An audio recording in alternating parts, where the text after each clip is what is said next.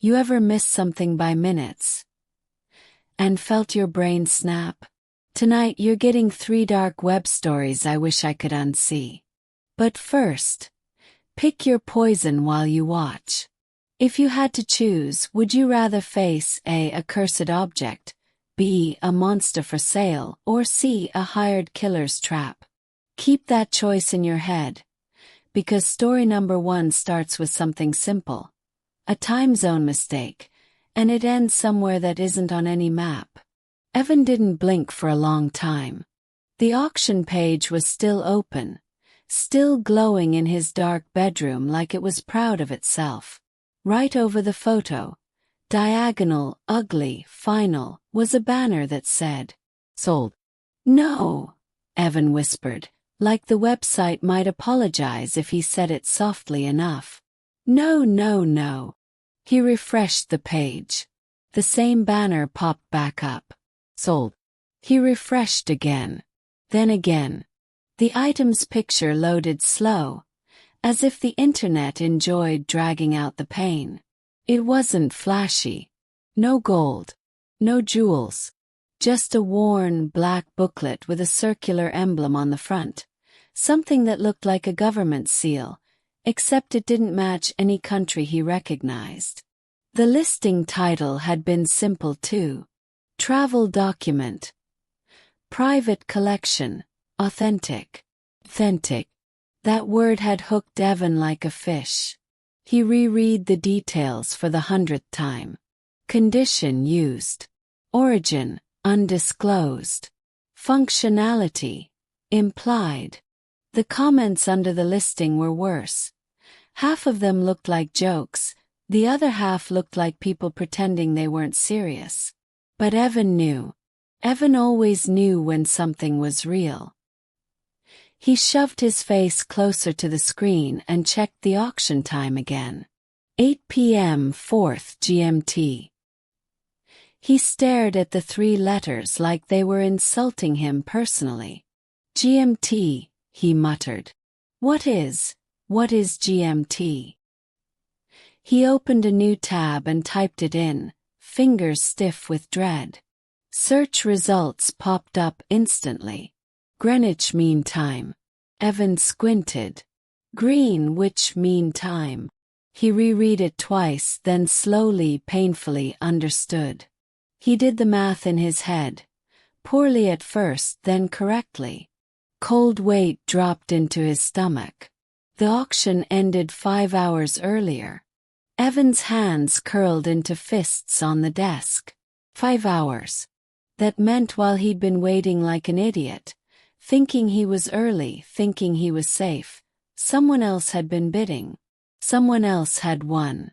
Because the site didn't default to his time zone.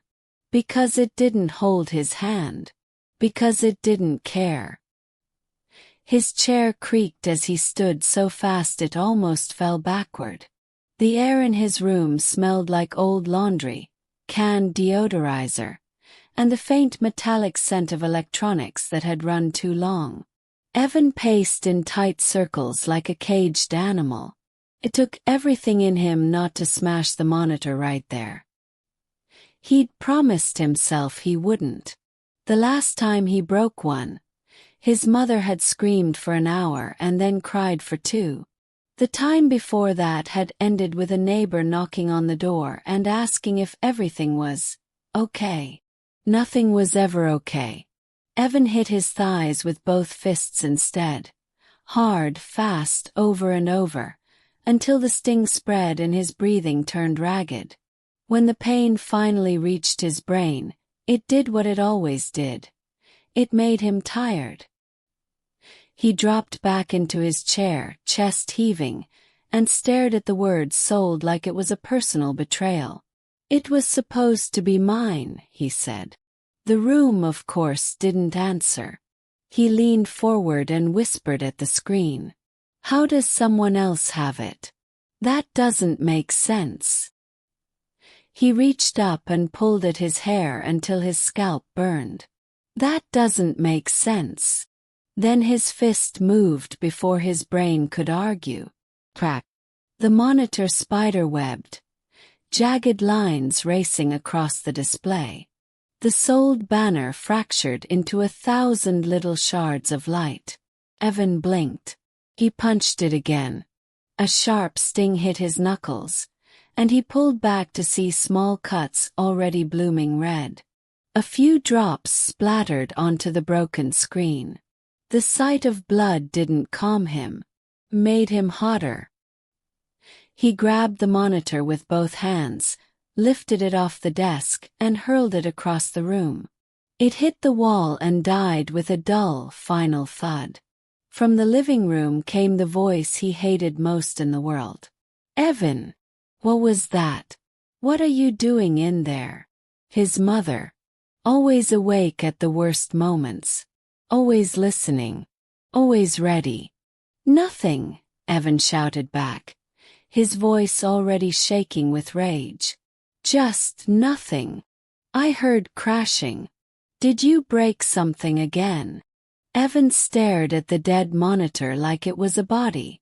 "No," he said, then louder, "no. Leave me alone." His mother's voice sharpened. "Don't you talk to me like that." Evan's jaw clenched so tight it hurt. "I'll talk how I want." There was a pause, then the weapon she always used when she wanted to win. Guilt. "If your father was alive."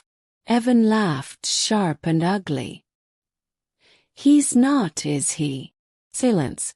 The kind of silence that sounded like a door almost closing. Evan's breathing slowed.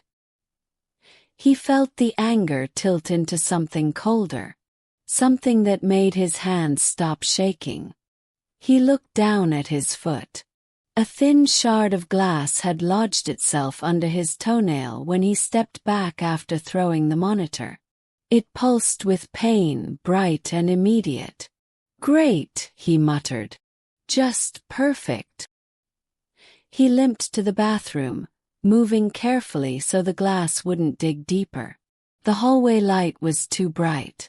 The house smelled like stale food and old carpet and whatever his mother watched on TV all day. As he reached the bathroom door, his mother called again from her recliner like she was a guard tower. "What are you doing now?" Evan didn't answer. He shut the bathroom door gently and locked it. He crouched under the sink, rummaging for the first aid kit. Bottles clinked. Plastic rattled. He shoved cleaning sprays and wipes aside like they were trash. No kit. He stood and yanked open the medicine cabinet. There was an old bottle of antiseptic, half empty, and a box of generic bandages. Evan picked up the bandages, squinting at them. He didn't even realize he was doing it until he heard himself mutter, "These aren't Band-Aids. Band-Aid is a brand." He hated that he noticed things like that. He hated that his brain grabbed tiny useless details when his life was falling apart. A loud bang slammed into the bathroom door. Evan jolted. The antiseptic bottle slipped from his fingers. It bounced once, then landed directly on his toe. Pain shot up his leg so fast he saw white for a second. The bottle rolled, cracked open, and poured a sharp-smelling puddle onto the stained linoleum. "Evan!" his mother shouted. Are you doing something weird in there?" "No," he snapped. "Go away. What is that smell? Are you using my antiseptic? You moved the first aid kit." Evan hissed, teeth clenched, eyes watering.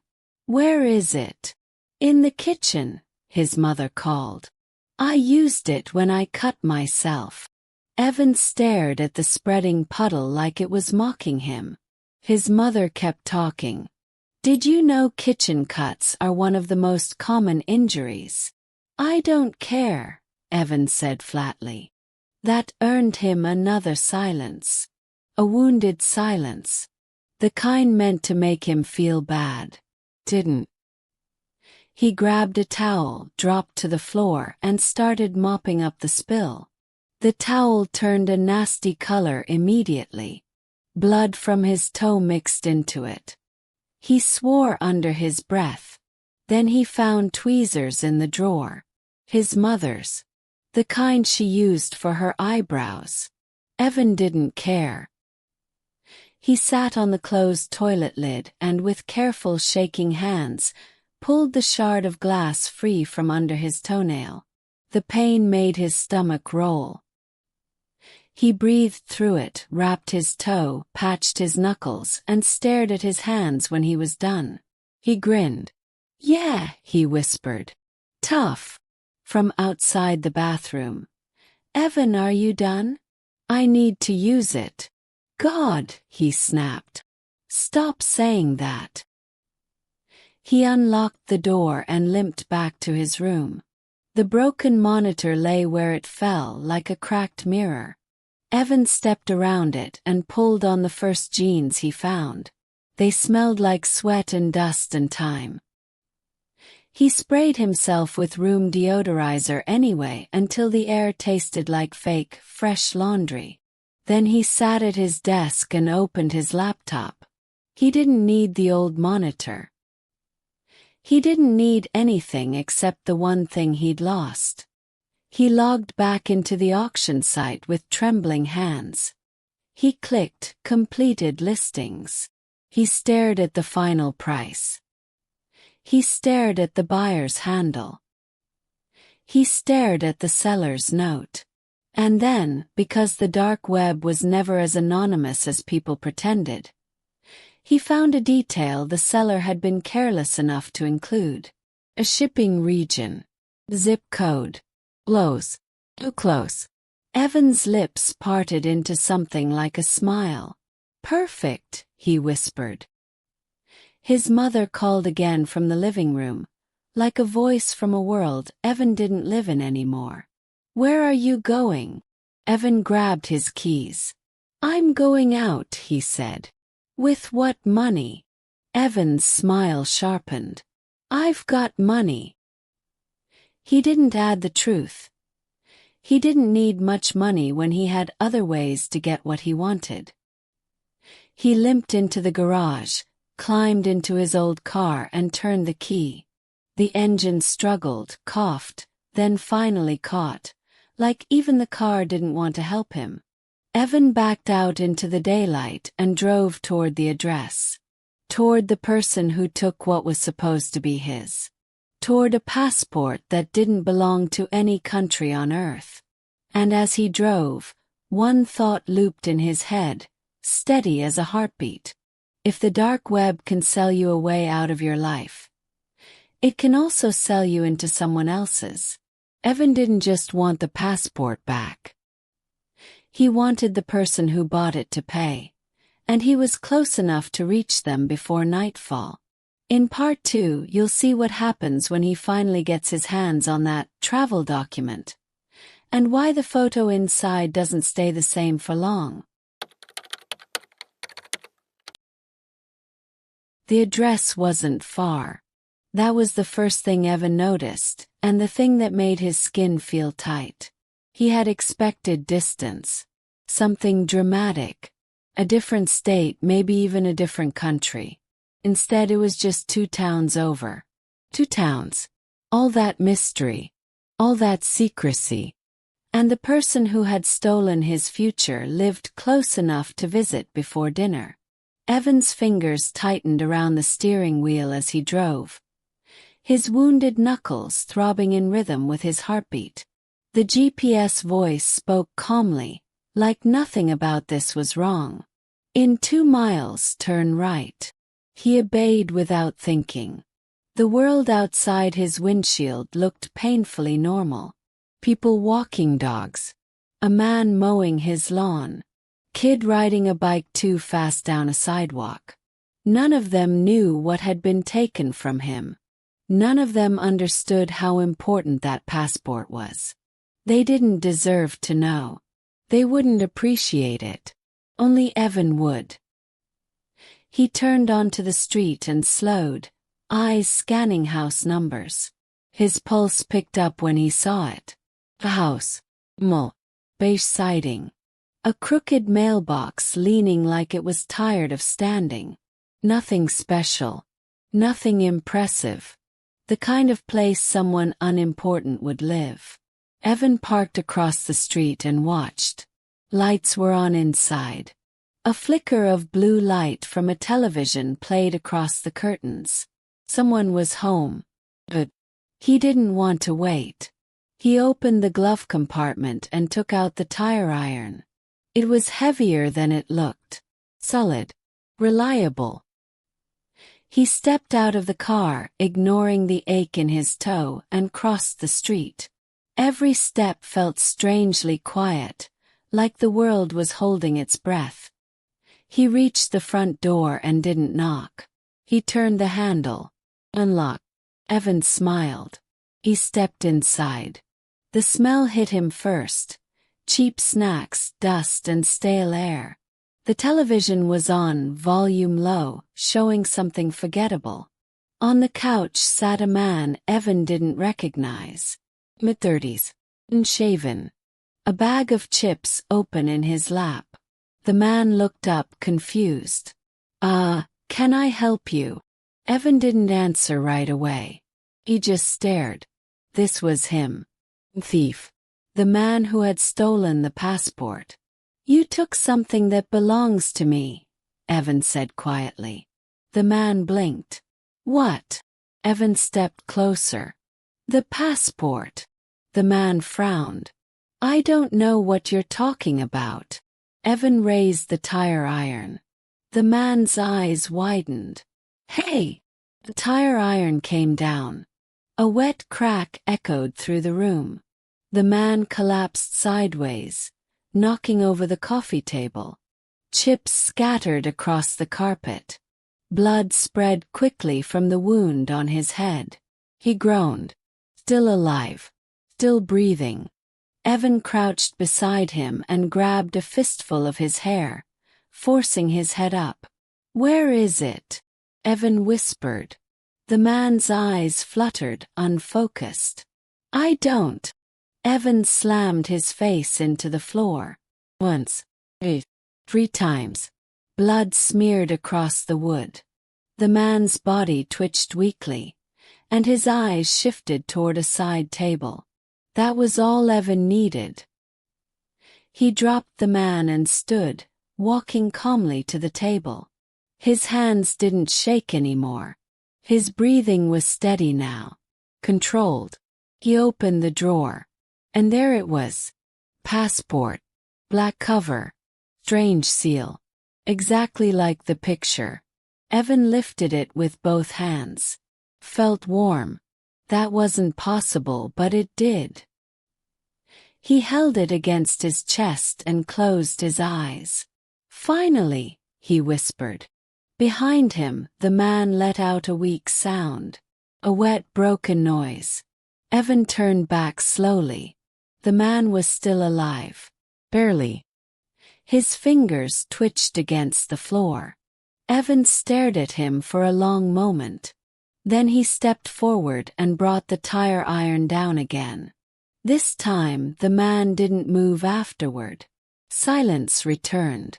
Complete. Evan wiped the tire iron on the man's shirt and dropped it beside the body. He didn't need it anymore. He had what mattered. He walked back to his car and climbed inside, shutting the door softly behind him. His hands trembled slightly, not from fear but from anticipation. He looked down at the passport. Slowly, carefully, he opened it. Inside was the photo. The man's face stared back at him from the page. But something was wrong. Very wrong. The image was fading. At first, Evan thought it was his imagination. But the longer he stared, the more obvious it became. The man's face was losing detail. Blurring. Like ink dissolving in water. Evan leaned closer. His heart pounded. The eyes were disappearing first. Then the nose. Then the mouth. Within seconds, the face was nothing but a vague shape. Blank. Me. Evan's breath caught in his throat. And then, something began to appear. New shape. New features. Slowly. Gradually. Evan's stomach twisted with a strange mix of fear and excitement as he watched the transformation happen in real time. The outline sharpened. The jaw formed. The eyes appeared.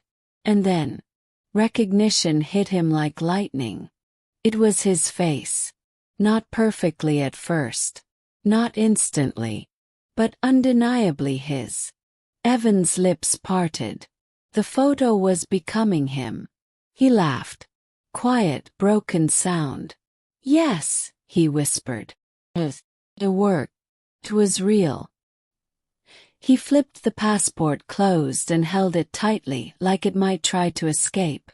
All those people online who said it was fake. All those idiots who didn't believe. They were wrong. He started the car and drove home. The world outside looked different now. Better. Like it finally made sense. When he pulled into his driveway, he noticed his neighbor watching from across the street. The man raised a hand like he wanted to talk. Evan ignored him. He didn't need anyone anymore. He stepped inside the house and walked straight into the living room. His mother sat in her recliner, exactly where she always was, watching television, not moving much, not saying anything. Evan smiled and held up the passport. "I got it," he said. No response. He stepped closer. "I told you I would." Still nothing. He frowned. She was just sitting there. Quiet. Too quiet.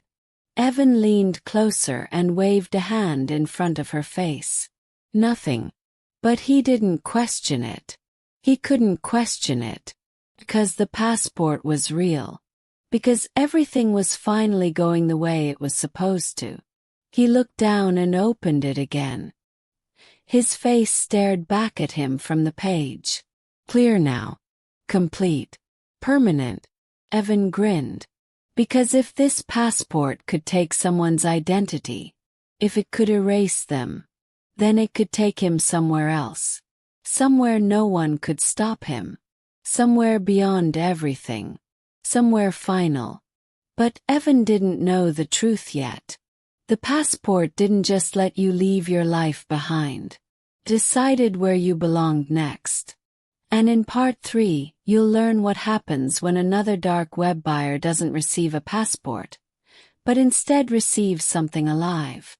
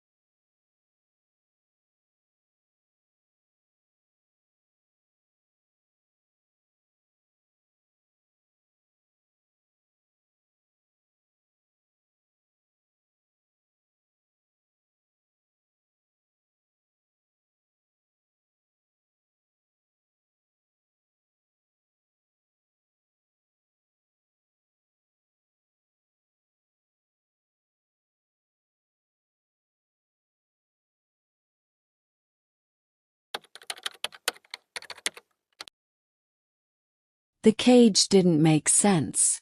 Brad stood in Drake's garage, staring at it, wishing, hoping, that exhaustion was playing tricks on him. It wasn't. The steel bars were real. Industrial. Built to contain something that didn't want to be contained. Inside, in the far corner, something breathed. Low. Heavy. Alive.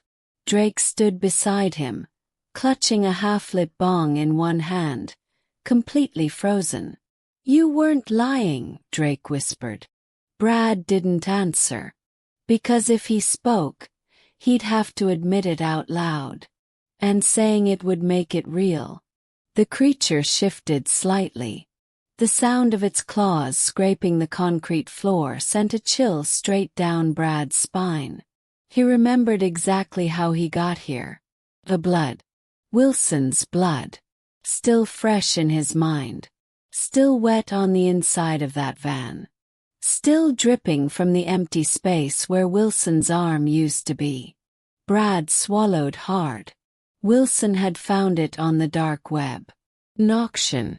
Just like Evan's passport. Except this wasn't paper. This was flesh. Wilson had been so excited. So proud. He said it was worth over $1 million. Said collectors would kill for something like this. Turned out, the creature was happy to return the favor. Brad remembered the moment clearly. Wilson had opened the cage just slightly to prove how safe it was. Said it was calm. Said it was under control. The creature moved faster than thought. 1 second Wilson was laughing. The next he wasn't complete anymore. Brad had run. Not out of bravery. Not out of courage. Out of instinct. He slammed the cage shut. Locked it. And stood there shaking while the sounds came from inside. What sounds? Hungry sounds. And then, silence. Brad should have called the police. Should have reported everything. Should have walked away. Instead, he logged into Wilson's account. He saw the bids. He saw the money. 2 million. Then higher. Then higher still. More money than Brad had ever seen in his life. Money that could change everything. Money that could fix everything. Money that made the horror worth it. That's what he told himself anyway. Now, standing in Drake's garage, Brad realized something important. Money didn't make things less real. Just made them more dangerous. Drake leaned closer to the cage. "Does it know we're here?" he asked. Brad didn't want to answer. The creature's breathing slowed. Like it was listening. Watching. Waiting. The smell was worse now. Rotten. Metallic. Won't. Drake coughed. "Dude," he said, forcing a laugh. "What does it even eat?" Brad hesitated. Because he knew the answer. Wilson had learned it the hard way. "It eats meat," Brad said quietly.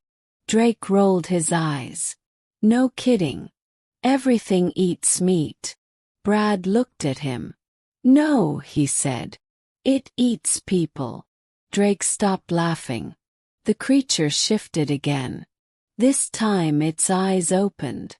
They reflected the garage light in a way that didn't look natural. Didn't look animal. Didn't look human. Looked aware. Drake took a step back. "You're joking," he said. Brad didn't reply. Drake's smile faded. "You're not joking." Silence filled the garage. Heavy. Uncomfortable. Dangerous. Brad tried to ignore the feeling growing in his chest. The feeling that they'd made a mistake. A massive mistake. But then he remembered the auction. The bids. The numbers. $2.6 million. Split in half. He forced himself to breathe normally. "It'll be gone soon," Brad said. "The buyer picks it up tomorrow." Drake stared at the cage. Then slowly nodded. "Tomorrow," he repeated. The creature didn't blink. didn't move. Just watched them. Brad couldn't shake the feeling that it understood everything. Not just words. Intentions. Fear. Time passed slowly. Too slowly. The garage felt smaller. Utter. Like the air itself didn't want to stay inside with them. Drake broke the silence. What if it gets hungry? Brad didn't answer right away. Because the dark web listing had included instructions. Simple instructions. Feed regularly. Maintain containment. Avoid direct contact. Brad hadn't told Drake that part yet. He didn't know how. Didn't know how to explain that the creature wasn't just being stored. It was being prepared. For transport. For sale. For someone else. Someone who would pay millions to own it. Someone worse than Wilson. Someone worse than them. The creature moved again. Closer to the bars now. Breathing faster. Its eyes locked on Drake. Drake froze. Why is it looking at me like that? Brad's stomach dropped. 'Cause he knew. 'Cause he'd seen that look before. Right before Wilson died. It's hungry, Brad whispered. Drake turned slowly. What? Brad didn't move. Didn't blink. Didn't breathe. The creature stepped closer. Its claws tapped the concrete softly. Like fingers drumming on a table. Waiting. Drake laughed nervously. It's in a cage, he said. It can't do anything. Brad wanted to believe that. Wanted to believe they were safe. But the dark web didn't sell safe things. It sold forbidden things. Broken things. Hungry things. The creature leaned its head against the bars. Watching. Studying. Learning. Brad suddenly realized something worse. Something the auction description hadn't said directly, but had implied. This creature wasn't just dangerous. It was intelligent. And intelligence meant patience. Meant planning. It meant waiting for the right moment. Drake stepped closer again. Curiosity overpowering fear. Maybe it's not so bad, he said. The creature didn't move. Didn't react. Just watched. Brad felt cold. Because he understood something Drake didn't. The creature wasn't reacting because it didn't need to. Not yet. Brad forced a smile. It'll be gone tomorrow, he repeated. Drake nodded slowly. Tomorrow, he said again. But neither of them believed it. Not completely. Not anymore.